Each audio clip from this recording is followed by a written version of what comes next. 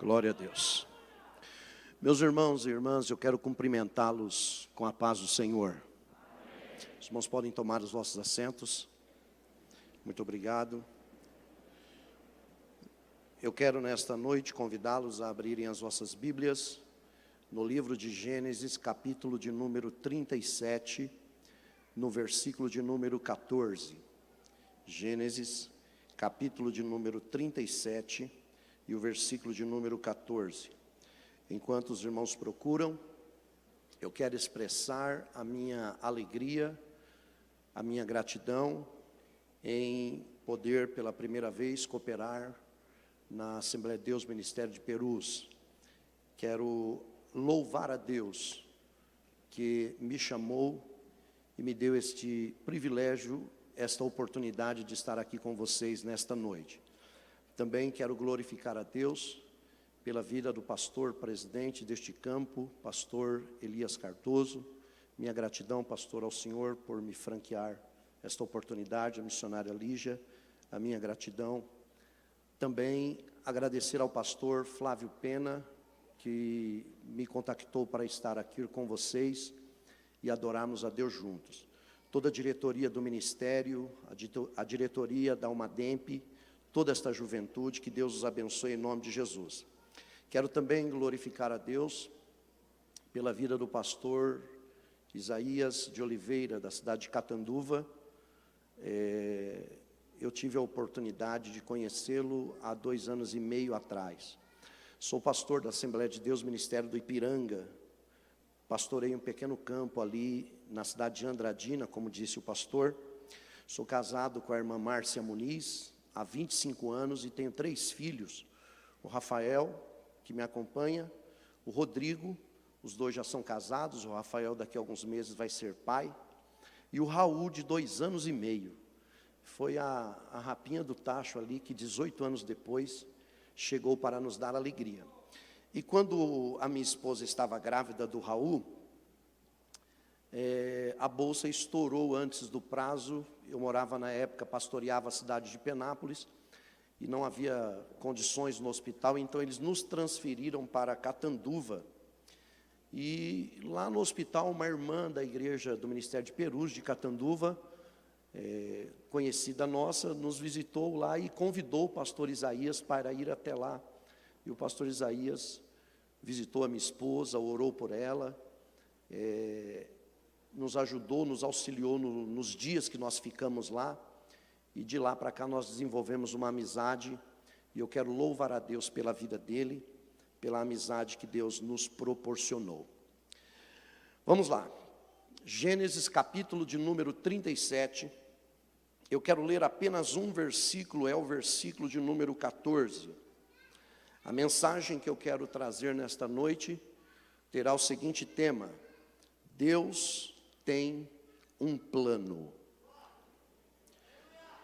A Bíblia nos diz assim, versículo 14: E ele lhe disse: Ora, vai e vê como estão teus irmãos, e como está o rebanho, e traze-me resposta. Assim, o enviou do vale de Hebrom, e José veio a Siquém. Amém. Meus irmãos e irmãs, a expressão da palavra de Deus lá no livro de Jó 42, versículo 2, conhecido de todos, é essa: Bem sei eu que tudo podes, e nenhum dos teus pensamentos podem ser impedidos. Jeremias capítulo 29, o versículo 11, há uma outra expressão dizendo: Bem sei eu os pensamentos que penso sobre vós, pensamentos de paz e não de mal, para vos dar o fim que desejais. Lá no livro do profeta Isaías, capítulo 14, versículo de número 24, Deus, usando Isaías, ele usa essa expressão: Como eu pensei, assim sucederá, e o que eu determinei acontecerá. Essa expressão que eu li para vocês de Gênesis, capítulo de número 37, conhecidíssima de todos nós, trata da história de José. José, o 11º filho de Jacó. Quando nós lemos este capítulo de número 37, a Bíblia diz que José era amado pelo seu pai mais do que os seus irmãos, justamente porque José era o filho da velhice de Jacó. Lembrando que a sua mãe Raquel era estéril, então José é tido como um milagre da parte de Deus, um presente de Deus para José. A Bíblia nos diz que José, por causa do carinho do seu pai, ele tem um relacionamento difícil com os seus irmãos. A Bíblia diz que os seus irmãos o odeiam. A Bíblia diz que os seus irmãos invejam a José, principalmente depois que o seu pai Jacó dá a ele uma capa, uma túnica de diversas cores. Ele é maltratado pelos seus irmãos. Mas também a Bíblia nos diz que todas as vezes que Jacó manda José ao campo para ver como estão os irmãos e o rebanho, a Bíblia diz que José volta trazendo ao seu pai uma má fama dos seus irmãos. As coisas pioram ainda mais no dia que José acorda cedo e talvez estão todos reunidos e ele diz: eu tive um sonho, esta noite eu sonhei e nós estávamos atando os nossos molhos no campo. E de repente o molho que eu atava se fez maior do que os molhos de vocês. E os molhos de vocês se encurvaram diante do meu molho. A Bíblia diz que por causa desta palavra ou deste sonho, os irmãos de José o aborreciam. Com o passar dos dias, José tem outro sonho. E ele conta dizendo que ele viu naquele sonho o sol, a lua e 11 estrelas se encurvando diante dele. Neste capítulo 37, a Bíblia diz que o seu próprio pai, Jacó, o repreende, dizendo: porventura eu, sua mãe e os seus irmãos se encurvarão diante de ti? Porém, a mesma Bíblia diz que Jacó guardava consigo aqueles sonhos. Num dia qualquer, aquele dia que talvez Jacó gostaria que ele nunca viesse, que ele nunca acontecesse, ele chama José, seu filho, ordenando que ele vá ao campo para ver como estão os seus irmãos e ver como está o rebanho.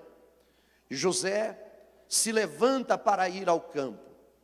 A decisão que Jacó está tomando de enviar o seu filho José marcará a sua história. Trará sobre a vida de Jacó um trauma doloroso, terrível. A Bíblia nos diz que José então vai ao encontro dos irmãos, vai até Siquém, onde eles deveriam estar e não o encontram. E a Bíblia então diz que ele toma informação com alguém e vai até Dotã e os encontra em Dotã. Quando José vem se aproximando dos seus irmãos, a Bíblia diz que os seus irmãos tramam contra ele, eles conspiram, eles combinam a morte de José.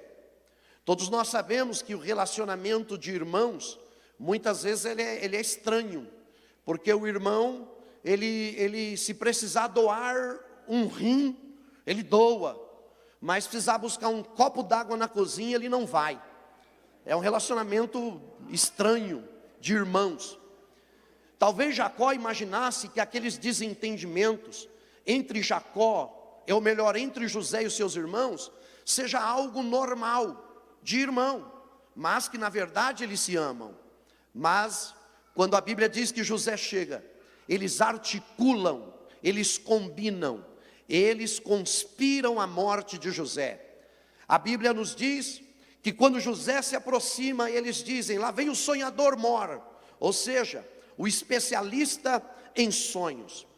Vamos matá-lo, O combinado, ou a primeira palavra é essa: vamos matá-lo, e vamos jogar ele dentro dessas covas, e nós diremos para o nosso pai que uma besta fera o comeu, e nós veremos o que será dos seus sonhos. A Bíblia diz que Rúben, o primogênito, toma a frente e diz: não façam isso, não façam isso, ele é nosso irmão, nós não deveremos fazer isso. Porém, a Bíblia diz que eles concordaram em jogar José dentro de uma cova. A expectativa era de que José caísse na cova e morresse ali, se debatendo na água. Mas a Bíblia diz, porém, na cova não havia água. José está caído, Rúben sai da cena, e a Bíblia diz que os seus irmãos se assentam para comer pão. A Bíblia vai mostrar que eles são indiferentes, eles são pessoas falsas, eles são pessoas dissimuladas, eles são pessoas que não valorizam a vida do próprio irmão.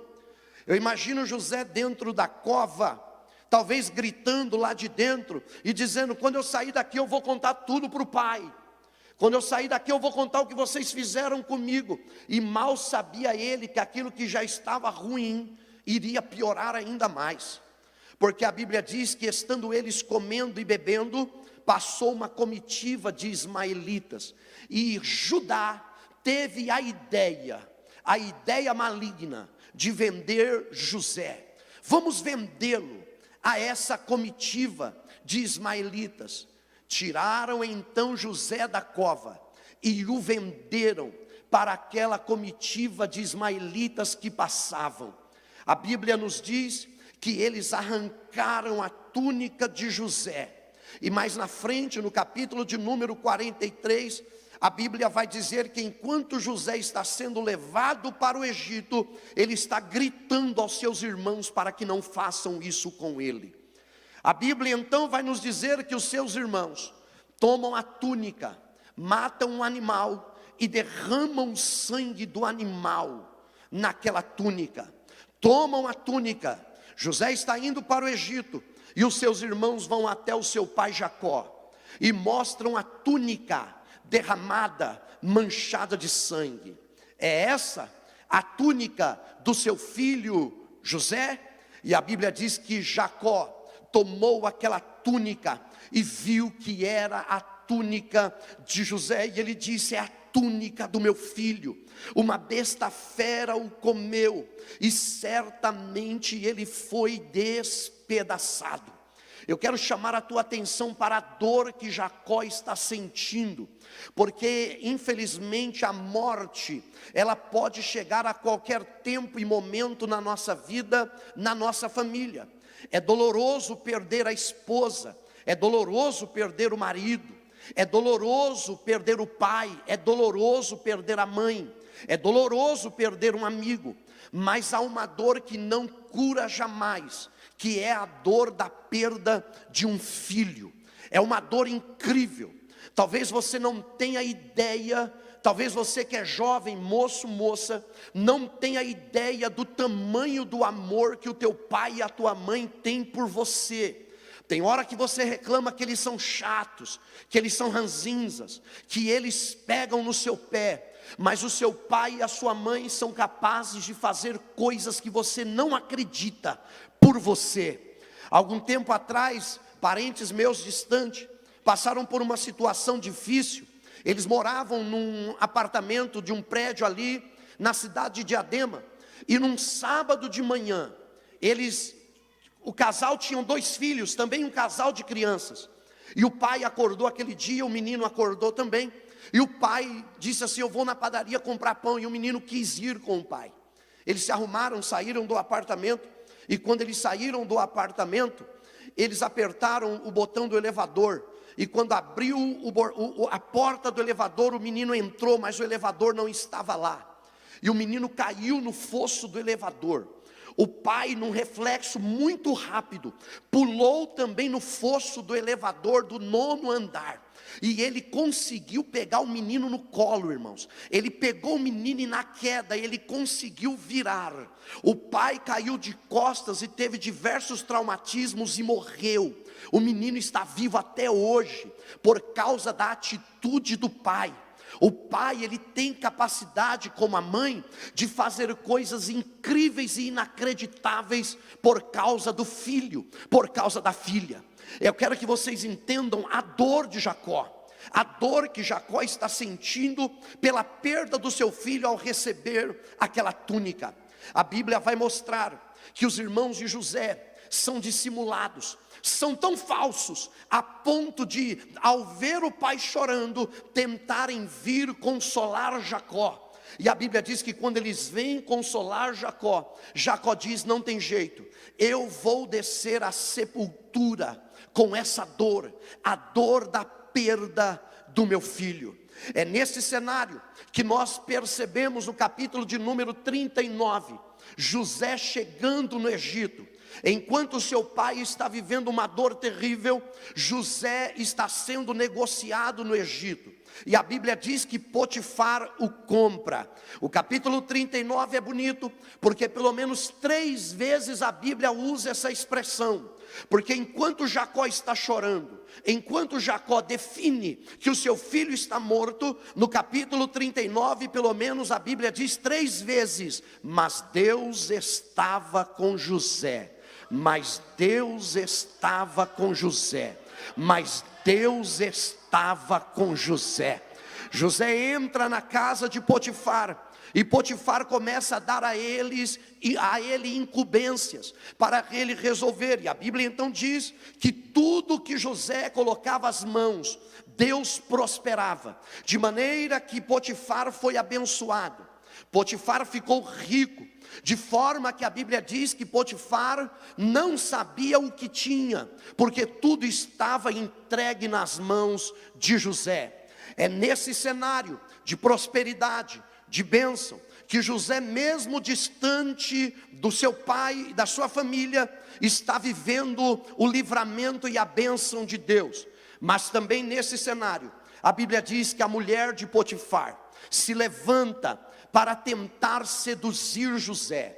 E a Bíblia diz que ela faz isso por muitos dias. Ela vai provocando José, ela vai fazendo propostas a José, e José vai se esquivando de todas elas. A palavra de José é essa, irmãos, isso é bonito, porque José, ele está longe do seu pai, ele está longe da sua família, ele está longe da sua terra, mas ele não saiu da presença de Deus, ele continua firme na presença de Deus. E quem tem a presença de Deus não tem lugar, irmão. Na escola ele sente a presença de Deus, em casa ele sente a presença de Deus, no trabalho ele sente a presença de Deus, no carro ele sente a presença de Deus. Aonde ele passa, a presença de Deus está com ele. A Bíblia diz que a mulher de Potifar, então, aproveitando-se de um dia que eles estão sozinhos, ela dispensa os funcionários, Potifar não está ali, e ela mais uma vez vai tentar seduzir José. E a Bíblia diz que José olha para ela e diz: longe de mim, porque o meu Senhor entregou tudo na casa, ou da casa nas minhas mãos. Longe de mim a desagradar o meu Senhor Potifar, e o meu Senhor que está no céu.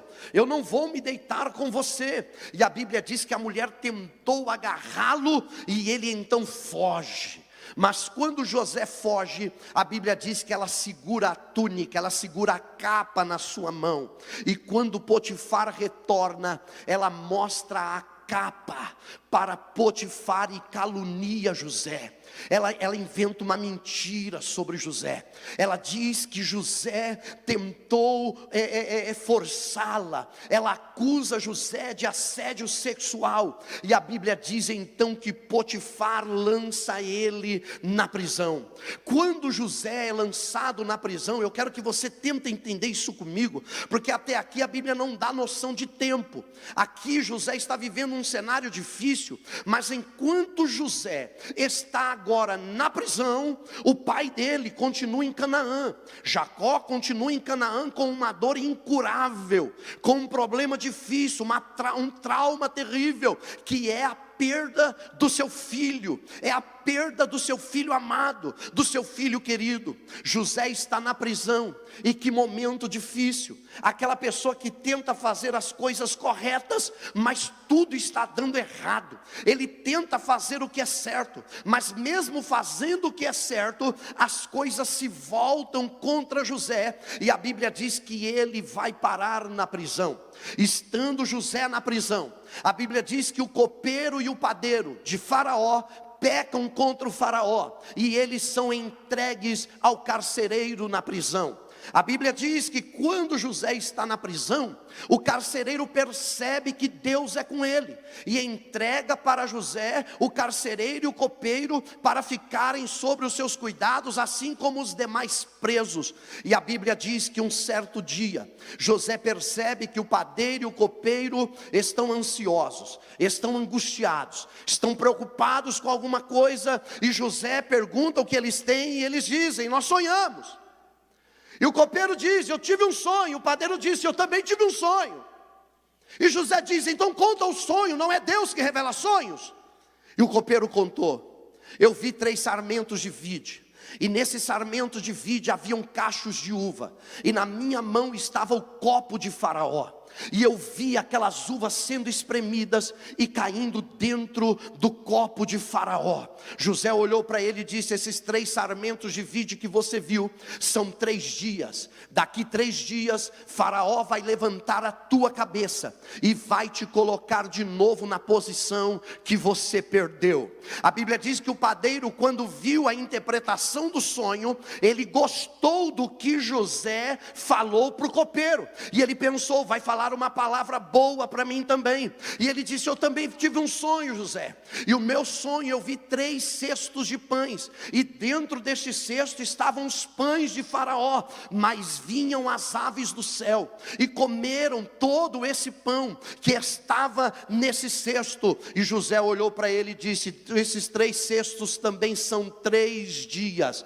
Daqui 3 dias Faraó vai levantar a tua cabeça e vai te enforcar. Daqui 3 dias você vai morrer.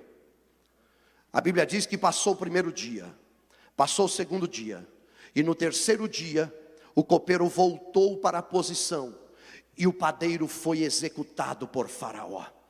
Mas antes de sair da prisão, José, eu estou imaginando José animado, porque ele sabe que tem algo para acontecer de bom. Eu estou imaginando José, se fosse hoje, ele vendo o copeiro na expectativa de sair, e ele olha e diz assim, eu imagino José assim, se fosse hoje: bem sei eu que tudo podes, e nenhum dos seus planos podem se frustrar. A vontade é tua, e a minha vida em tuas mãos está. Nenhum dos seus planos podem se frustrar. Nenhum dos seus planos podem se frustrar. O copeiro realmente é chamado, irmãos. E José olha para ele e diz assim: copeiro, lembra que eu sou inocente. Quando você sair daqui, lembra de encontrar com o faraó e dizer para ele que eu sou inocente. Fala para ele me tirar daqui. E o copeiro olhou para ele e falou: deixa comigo. A primeira coisa que eu vou fazer quando chegar lá vai ser falar com o faraó. E ele vai embora. E o José deve ter ficado lá na prisão. Não se frustrarão, não se frustrarão os planos de Deus, ninguém impedirá. Mas aí terminou aquele dia, o copeiro não voltou. Ele deve ter pensado: não, ele foi fazer festa com a família e comemorar que ele está livre, mas amanhã é certeza que ele tem. Mas no outro dia o copeiro não voltou. Passaram-se uma semana e o copeiro não voltou. Passaram-se um mês e o copeiro não voltou. Passaram-se 1 ano e o copeiro não voltou. Passaram-se 2 anos, irmão, e o copeiro não voltou. Por quê? Porque a Bíblia diz no capítulo 40, o versículo 23, que o copeiro esqueceu do José. Mas na verdade não foi o copeiro simplesmente que esqueceu do José. É que Deus está olhando para o José e está dizendo: se o copeiro te ajudar, ele vai falar que foi ele. E eu é quem vou fazer o que eu quero fazer na tua história. Deus tem um plano. Deus tem um plano. Deus tem um plano. José foi esquecido 2 anos. Mas a Bíblia diz no capítulo 41 que ao final de 2 anos, agora quem sonha é o faraó. Faraó tem um sonho. E ele chama os intérpretes e ele conta o sonho. No meu sonho eu vi 7 vacas gordas. E depois das 7 vacas gordas eu vi 7 vacas magras. E as 7 vacas magras consumiram as vacas gordas. Porém as vacas magras não engordaram após consumirem as vacas gordas. E depois eu tive outro sonho. Eu vi 7 espigas boas. E depois das 7 espigas boas vieram 7 espigas ruins. E depois das 7 espigas, e depois as espigas ruins consumiram as espigas boas. Mas as espigas ruins não ficaram boas porque consumiram as boas. E a Bíblia diz que ninguém conseguiu interpretar o sonho. Ninguém conseguiu revelar o sonho a Faraó. Os dias estão passando. Faraó está ficando preocupado, está ficando nervoso, está ficando raivoso, porque os feiticeiros, os magos, os adivinhos não conseguem interpretar o sonho. A impressão que o texto dá é que no auge da fúria de Faraó, o copeiro acorda. Ele está servindo o faraó e talvez ele vê a cena, e quando ele vê a fúria de Faraó, ele toma a palavra e diz: Faraó, agora eu me lembro do meu pecado. Que pecado? Quando eu estava na prisão, tem um homem lá, o nome dele é José. Ele interpretou o sonho que eu tive, interpretou o sonho do padeiro, e do jeito que ele interpretou, aconteceu exatamente da forma como ele falou. José está na prisão e ele não sabe o que está acontecendo, mas lá no céu Deus está dizendo: chegou a hora, chegou a hora, chegou a hora. Aleluia, aleluia. Alguém desce na prisão. Parece que eu estou vendo alguém descendo para conversar com o carcereiro. José está ao longe e alguém está conversando com o carcereiro, e o carcereiro está olhando para José, e de repente ele se aproxima de José e diz: José, você precisa fazer a barba. José, você precisa trocar de roupa e colocar um outro tipo de roupa. Ele falou: o que aconteceu? Faraó quer falar contigo. Você hoje vai comparecer na presença de Faraó. Foi a hora e o tempo que Deus determinou. Deus tem um plano, e o plano de Deus não erra. O plano de Deus não vem em data errada. O plano de Deus não se frustra. O plano de Deus não encontra a pessoa errada. No plano de Deus ninguém toma o lugar de outro. Cada um tem a sua hora, cada um tem o seu momento. E José então é feito a barba, troca uma roupa dele, e José vai em direção a Faraó. Faraó recebe e conta para ele o sonho. E José interpreta dizendo: o sonho é um só, Faraó. São 2, mas o significado é só um. Virão 7 anos de bonança sobre o Egito, mas depois dos 7 anos de bonança virão 7 anos de crise. Quer um conselho? Coloque alguém para administrar o Egito e guardar a 5ª parte. Porque depois desses 7 anos de bonança virão 7 anos de crise, e os 7 anos de crise vão consumir os anos bons, e ninguém se lembrará dele. Coloque alguém para liderar o Egito. Faraó olha para um lado, olha para outro, e olha para José, e diz: não há ninguém em quem haja o Espírito de Deus como na tua vida. Aleluia, Aleluia, José está com 30 anos, e eu quero que você pense comigo, 30 anos, se ele saiu com 17, faz 13 anos que ele não vê o pai, 13 anos que Jacó tem uma dor terrível em Canaã, ou melhor, 17 ou 13 anos que Jacó está vivendo um problema de uma dor e um trauma que não cura jamais. Enquanto Jacó está sofrendo em Canaã, José está sendo nomeado governador do Egito. A Bíblia diz que Faraó olha para ele e diz o seguinte: eu sou Faraó, mas a partir de hoje quem governa o Egito é você. A Bíblia diz que ele tira o anel do dedo e coloca no dedo de José. Sobe no primeiro carro, José sobe no segundo carro, Faraó vai até o Egito todo, coloca José ao seu lado e diz: eu sou Faraó, mas a partir de hoje José é o governador do Egito. Deus tem um plano, irmão, e o plano de Deus não frustra. O plano de Deus não falha a data. O plano de Deus não chega atrasado e nem antes, chega na hora certa. Deus tem um plano e Ele vai concretizar o plano dEle. Aleluia. A Bíblia diz então que José começa a governar. Tudo que arrecada Ele guarda a quinta parte.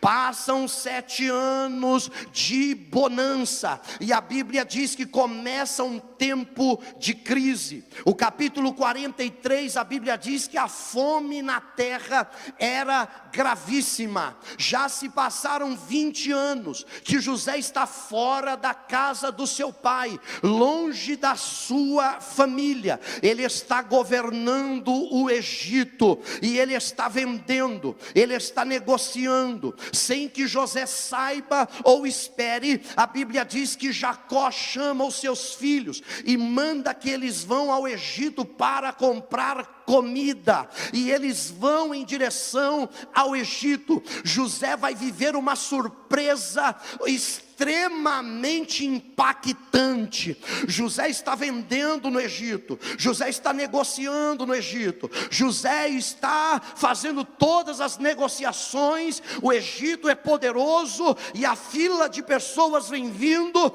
e quando ele olha para a fila, a Bíblia diz que os 10 irmãos de José estão na fila para comprar alimento.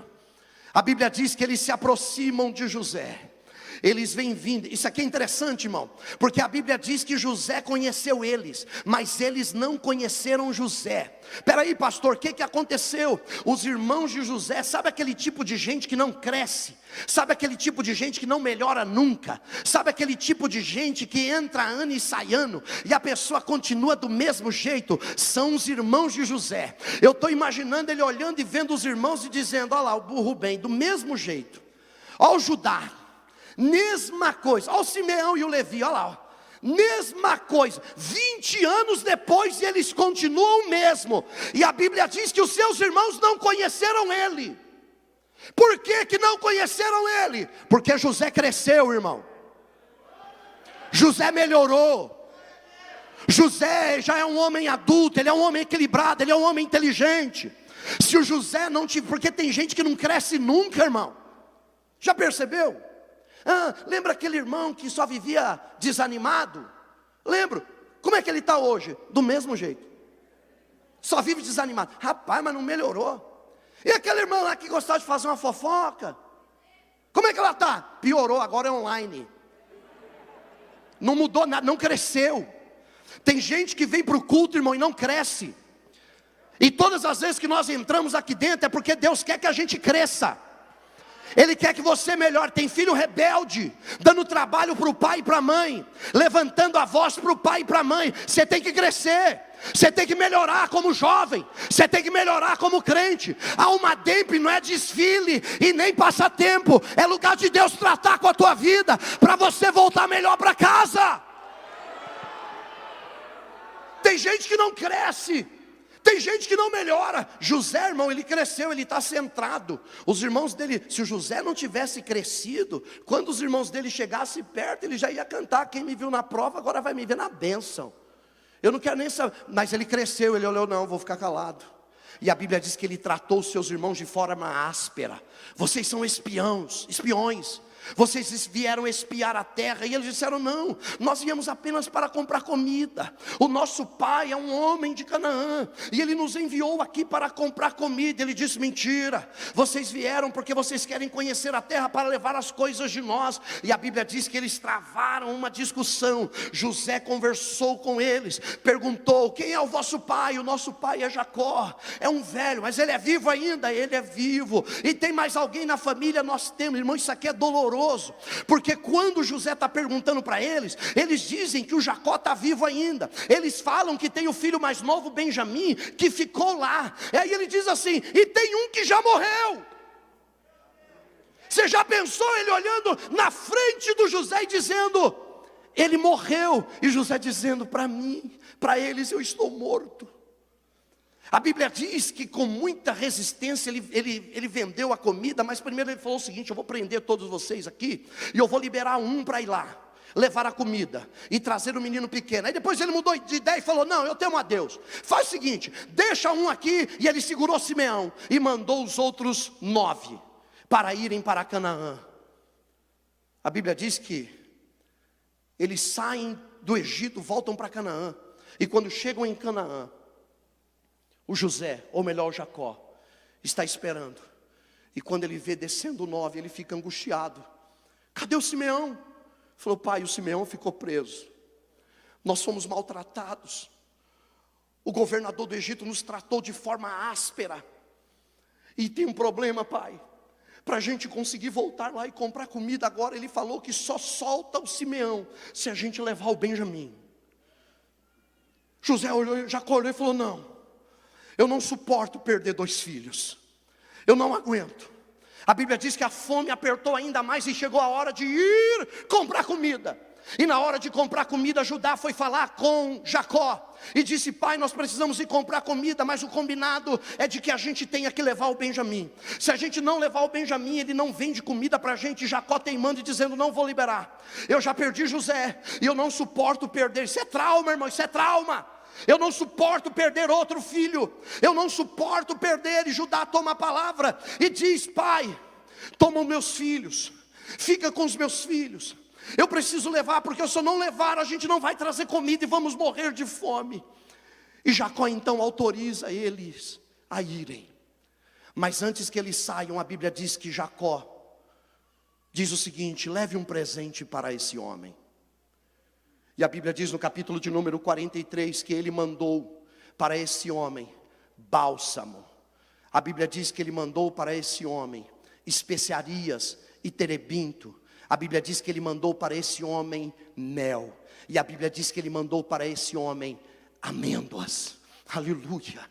O Jacó, ele não conhece quem é o governador do Egito, mas pelo que os meninos falaram, ele tem alguma coisa na vida dele. Ele percebe, ele fala muito áspero, fala. Ele é muito duro com vocês, ele é muito duro, pai. Ele é muito maldoso. A gente acha que ele está articulando alguma coisa contra nós. E Jacó entende, esse homem, ele tem algum trauma na vida dele. Ele tem alguma coisa que aconteceu na vida dele. É por isso que ele manda o bálsamo.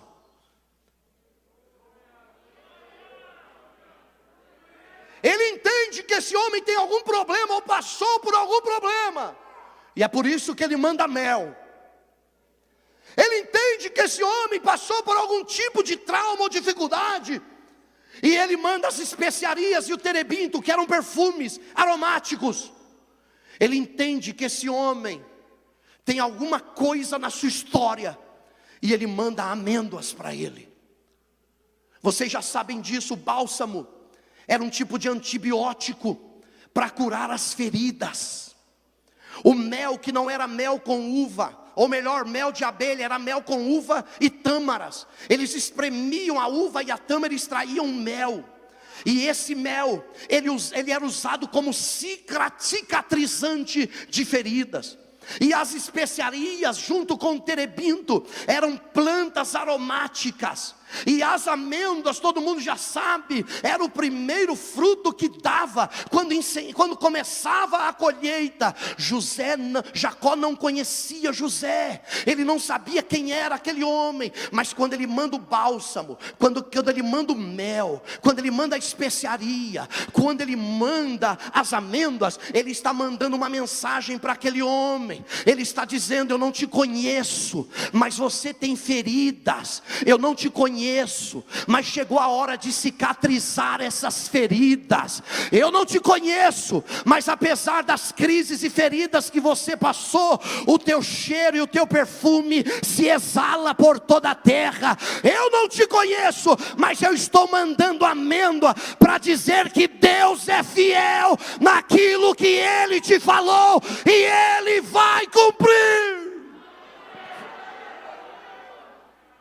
Aleluia. Os irmãos saem de Canaã e eles vão até o Egito. E quando eles chegam no Egito levando Benjamim, a Bíblia diz que um servo de José os recebe. E a Bíblia diz que Benjamim vem, eles vão almoçar juntos. E a Bíblia diz que quando eles veem José, ou quando José vem, irmãos, isso aqui é bonito, porque a Bíblia diz que quando José se aproxima dele, eles entregam um presente. Eu acho bonito porque eles poderiam ter se encurvado primeiro, mas não, eles entregaram o presente primeiro para se encurvar depois. Era como se Deus estivesse dizendo: primeiro eu te curo, depois eu cumpro a promessa. Primeiro eu cicatrizo a tua ferida, depois eu faço o que eu tenho que fazer na tua história. Aleluia. Essa aqui é uma noite de cura. Deus vai tratar com alguém aqui no âmago da sua alma. O trauma que você está carregando, e alguém dizendo que nunca mais você vai se livrar dele. Chegou a noite de Deus curar a ferida, cicatrizar, aleluia, e cumprir aquilo que Ele falou na tua história. A Bíblia nos diz que ele recebe o presente, e quando ele recebe o presente, a Bíblia diz assim: e os 11 se encurvaram diante de José. Cumpriu o sonho. Eles comem. Depois que comem, ele abastece eles de comida, mas ele usa uma estratégia e ele coloca o copo dele dentro da mochila do Benjamim. Eles vão embora levando comida, e no meio do caminho a guarda de José cercam eles e diz: vocês roubaram um copo, e nós queremos saber com quem está esse copo. E a Bíblia diz que eles então revistaram do Rúben até o Benjamim e acharam o copo na bolsa de Benjamim. Voltaram para o Egito, e olha isso aqui, irmão. A Bíblia diz que quando eles foram descobertos, ou quando Benjamim foi descoberto nessa trama que José articulou, a Bíblia diz que eles disseram: não, pode nos matar. Aí depois eles mudaram e falaram: não, podemos ser seus escravos. E a Bíblia diz que eles voltaram para o Egito. E quando voltaram para o Egito, José olhou para eles e disse: como vocês tiveram coragem de fazer isso? E eles disseram: nós não fizemos isso. E todos eles disseram: nós não fizemos isso. Mas faz o seguinte: seremos seus escravos. Aí ele disse: não, não precisa. Eu quero apenas o que roubou, o Benjamim. Eu quero só ele. Só ele, eu vou prender só ele, ele vai ser meu escravo, e vocês vão em paz para a casa do pai de vocês. A Bíblia diz que o Judá foi o mesmo que teve a ideia de vender. O Judá, ele volta e diz: eu posso falar contigo, senhor Zafenate Paneia? Ele diz: pode. E a Bíblia diz que ele chegou perto dele e disse o seguinte: meu pai tem uma dor terrível, porque há 22 anos atrás ele perdeu um filho, e até hoje ele chora por causa da perda desse filho. E se hoje esse rapaz Benjamim ficar por aqui, quando meu pai receber a notícia, ele não aguenta e ele vai morrer. Ele não vai aguentar, ele não vai suportar, ele não vai conseguir. Aí Judá implora para ele, diz: por favor, deixa eu no lugar dele. Coloca eu no lugar dele, eu fico, eu te sirvo. Mas por favor, não faz isso com meu pai. Na verdade, o que Judá tem é a consciência pesada, porque lá atrás ele vendeu José, e agora ele quer tentar se redimir. Por favor, libera o Benjamim, porque o meu pai não vai aguentar. O meu pai vai morrer. A Bíblia diz que quando ele fala isso, José começa a chorar. Ele começa a chorar, mas ele começa a chorar tão alto, que a Bíblia diz que todos começam a escutar José chorando, e ele manda todo mundo sair. Saem todos e ficam só ele e seus irmãos. Eles estão sem entender nada, e José para, olha para eles e diz: eu sou José. Aleluia. Na verdade vocês articularam a minha morte, mas Deus reverteu a morte na minha vida. Na verdade vocês articularam destruir a minha história. Aí ele diz assim: mas foi Deus quem me mandou para cá. Ele estava dizendo: Deus tem um plano, Deus tem um plano, Deus tem um plano, e ninguém frustra o plano de Deus. A Bíblia diz que quando ele fala que ele é José, os irmãos dele ficam embasbacados, de boca aberta. Ele toma a palavra e diz assim: fala do meu pai para mim. O meu pai é vivo. O meu pai é vivo. E ele diz: é vivo, papai é vivo. Aleluia. Aleluia. José, você vai lá falar com ele. Ele diz: não, eu vou falar com ele, mas eu não vou lá não. Mas quem vai? Ele fala: vocês. Pega cada um carro. José poderia, irmão, montar no carro e ir para Canaã. Ele era governador, a Bíblia diz que ele tinha carros. Mas ele olha para os seus irmãos e diz: não, peguem vocês cada um carro e voltem para Canaã, e digam para o papai que eu estou vivo. Ô José, mas você não vai com a gente não? Ele diz: não. Por que não? Porque quem leva a notícia da morte é o mesmo que depois tem que levar a notícia que eu estou vivo. Levanta a mão, levanta a mão, levanta a mão, levanta a mão, levanta a mão. Aleluia, na autoridade do nome de Jesus, eu profetizo que quem declarou a morte da tua família vai ser o mesmo que vai testemunhar a vitória dela. Eu profetizo que quem declarou a falência do teu ministério vai ver Deus te usando de forma poderosa. Deus tem um plano e Ele vai cumprir. Quem crê nessa palavra adora.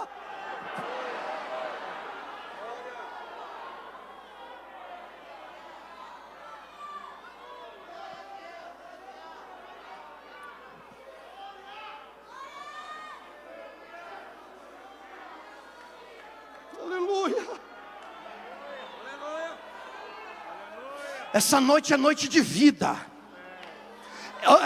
é noite de mudança de história. Aleluia! É noite de mudança de história. A Bíblia diz que José ficou no Egito e os seus irmãos, os 11 voltaram para Canaã. Parece que eu estou vendo Jacó olhando ao longe, esperando, e de repente ele vê carros vindo, carros chegando, e ele diz: aconteceu alguma coisa, mas quando os carros param, desce Rúben, desce Judá, desce Simeão, desce Levi, desce Naftali, desce Zebulon, desce Azer, desce Benjamim, vai todo mundo descendo, e ele olha e diz: peraí, parece que está tudo bem, e eles vão descendo as sacas de comida, sacas de alimento descendo, e de repente os filhos chegam perto do pai, e diz: papai, nós temos uma novidade para te contar. O que foi que aconteceu? Sabe aquele homem áspero do Egito que o Senhor mandou presente para ele? Sabe aquele homem que está lá no Egito e que nos recebeu lá? Sim, o que tem? Diga rápido. É José, o teu filho. Ele está vivo. Ele está vivo. A Bíblia diz que o Jacó, ele pasmou e ficou parado, desmaiado, sem saber o que falar. E os irmãos chegam perto dele, os filhos chegam perto e dizem: pai, o José está vivo, o José está vivo. Aí ele pergunta: é vivo meu filho José? É vivo, papai. Ele diz: então com alegria eu descerei à sepultura agora, porque Deus cumpriu o desejo da minha alma, que era de encontrar o meu filho, de rever o meu filho. A Bíblia diz que ele então se organizou e se preparou. Naquele dia eles se prepararam para sair do Egito. Aquela noite deve ter sido longa para Jacó, mas a Bíblia diz que naquela noite Deus apareceu para Jacó e disse: Jacó, Não temas descer para o Egito. Chegou a hora de cumprir na tua vida a promessa que eu fiz para Abraão. Você vai para o Egito, mas no Egito eu vou levantar uma grande nação e vou cumprir aquilo que eu falei.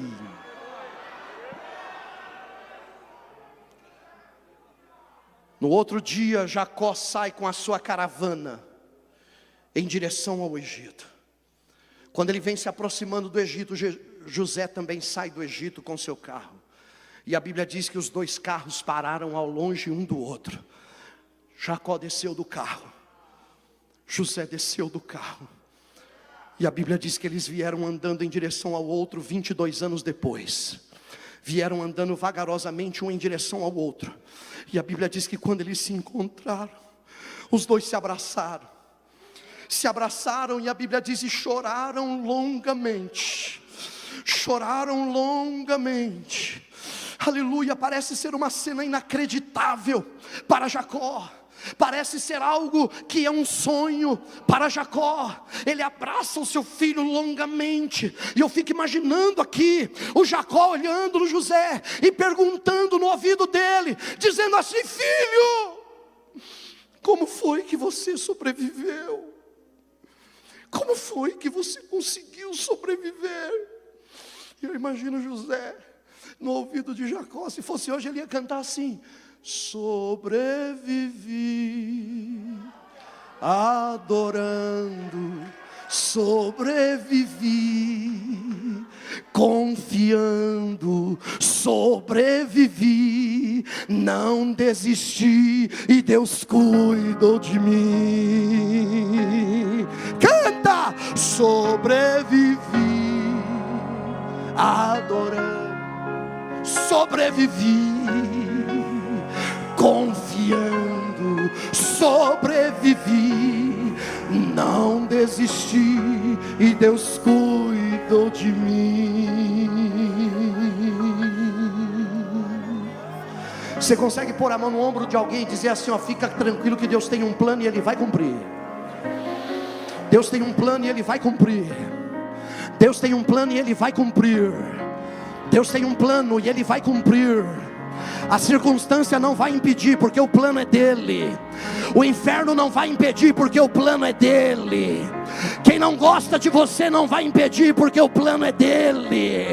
Quem está dizendo que não vai acontecer também não vai atrapalhar, porque o plano é dele.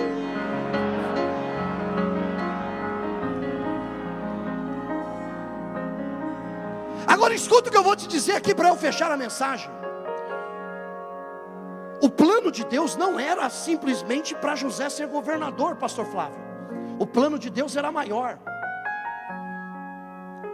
O plano de Deus, acredite, era para nós aqui nessa noite, irmão. 14 de novembro de 2021.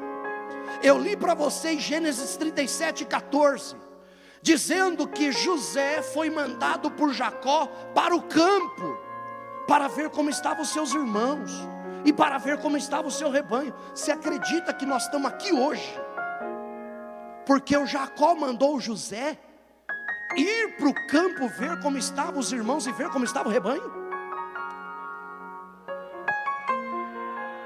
Peraí, pastor, não entendi. Pensa comigo. Se Jacó não tivesse mandado José ir para o campo, os irmãos de José não tinham tramado contra ele. Se os irmãos de José não tivessem tramado contra ele, não tinham jogado ele dentro da cova. Se não tivessem jogado ele dentro da cova, não descobriria que na água não tinha cova, não tinha água. E se eles não descobrissem que na água não tinha água, não tirariam ele de lá para vender aos ismaelitas. Se ele não vende José aos ismaelitas, José não é levado para o Egito. Se José não é levado para o Egito, Potifar não compra ele. Se Potifar não compra ele, Deus não abençoa Potifar. Se Deus não abençoa Potifar, a mulher de Potifar não coloca os olhos em José. Se ela não coloca os olhos em José, ela não calunia José. Se ela não calunia José, José não é lançado na prisão.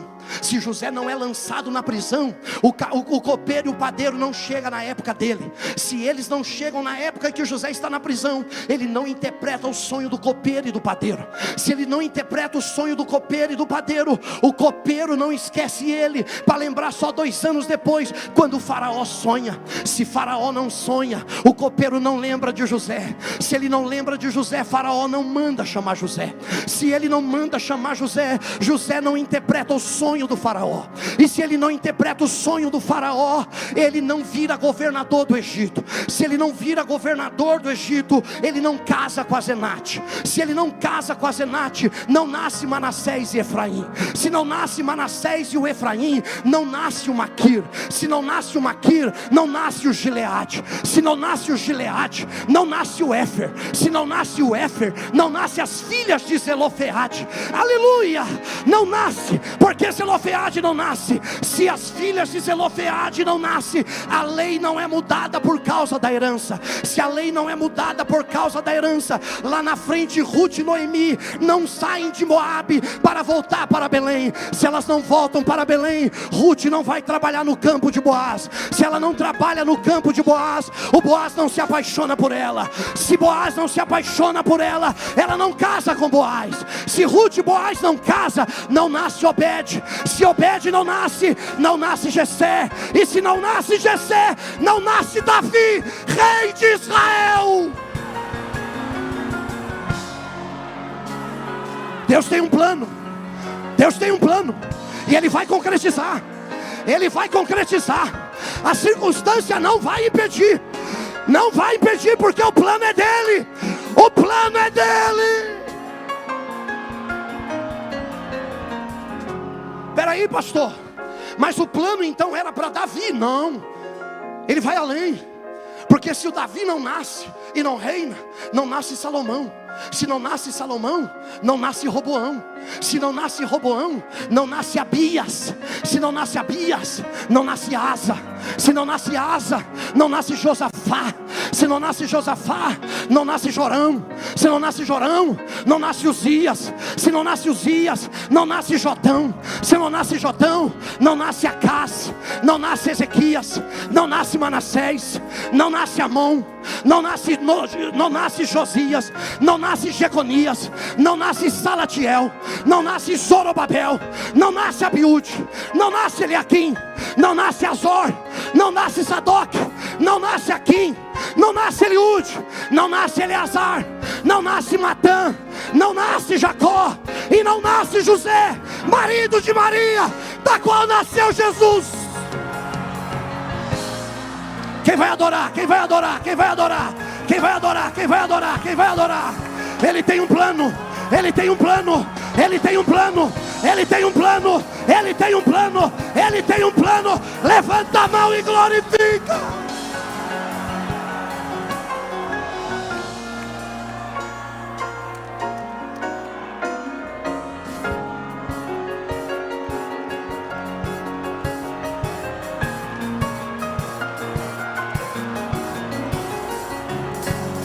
Pode adorar, pode adorar. Ele te trouxe aqui para dizer que o projeto está de pé, a promessa está de pé, o plano está de pé.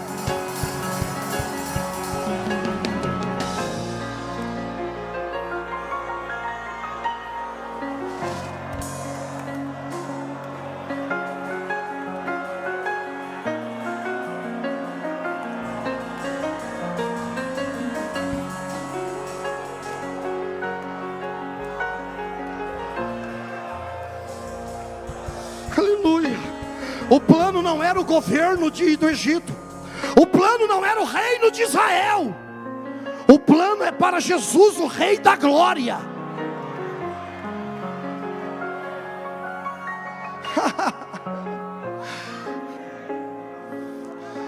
Aleluia. Peraí, pastor, mas eu disse que era até nós. Mas peraí, pensa comigo.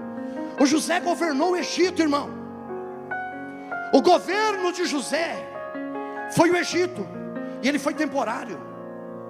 O governo de Davi foi em Israel, E ele foi temporário.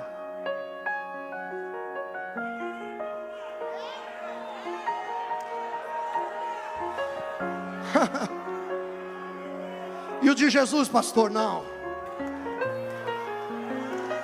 Apocalipse capítulo 1, versículo 9, João falou assim: eu, João, estava preso na ilha chamada Pátimos por amor aos irmãos e à palavra de Deus. E eu fui arrebatado no dia do Senhor, e ouvi uma voz de trombeta que falava comigo. E virei-me para ver quem era, e vi 7 castiçais de ouro, e no meio dos 7 castiçais um semelhante ao Filho do Homem. A sua cabeça era branca como a lã, o seu rosto brilhava como o sol na força do meio-dia, os seus olhos eram como chama de fogo. Ele estava vestido de uma vestimenta branca e comprida, estava cingido de um cinturão de ouro, e os seus pés eram como latão reluzente, como se tivesse sido refinado na fornalha. Aí João diz assim: e eu, quando o ouvi, caí como morto aos seus pés, mas ele colocou a sua mão direita sobre mim e me disse: João, não temas, eu sou o primeiro e o último, o alfa e o ômega, o princípio e o fim, aquele que foi morto, mas estou vivo, estou vivo, estou vivo, estou vivo, estou vivo, estou vivo para sempre.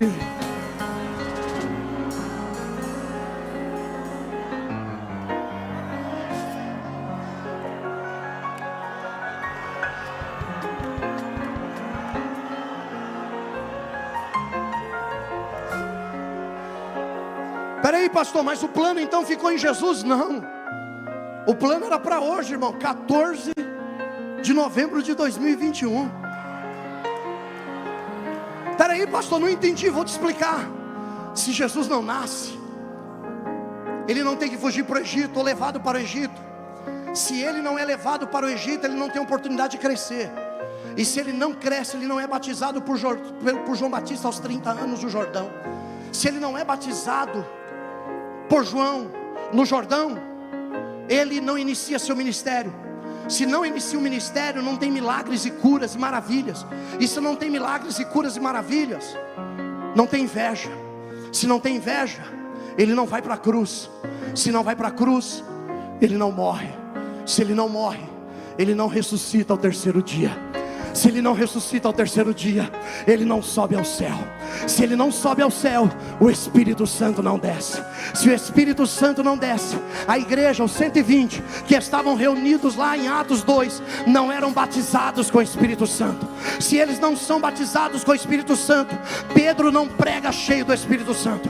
Se Pedro não prega cheio do Espírito Santo, quase 3.000 almas não se entregam para Cristo. Se quase 3.000 almas não se entregam, a igreja não cresce.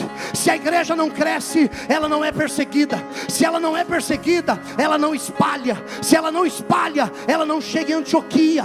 Se ela não chega em Antioquia, ela não chega na Europa. Se ela não chega na Europa, ela não chega na América do Norte. Se ela não chega na América do Norte, ela não chega na América do Sul. Se ela não chega na América do Sul, ela não chega no Brasil. Se ela não chega no Brasil, ela não chega no estado de São Paulo. Se ela não chega no estado de São Paulo, não tem AD Perus, não tem Perus, mas ele chegou. Ele chegou, ele chegou. Quem vai adorar? Quem vai adorar? Quem vai adorar? Levanta a mão lá em cima e dá um brado de glória.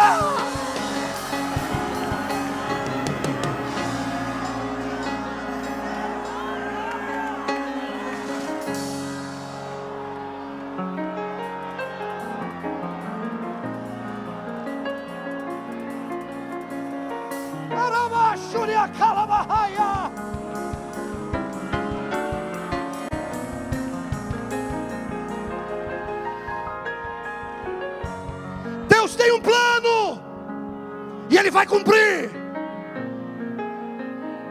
E você está pensando que o plano acaba aqui? Não. Não. Hoje nós estamos aqui, mas a qualquer momento o arrebatamento da igreja vai acontecer.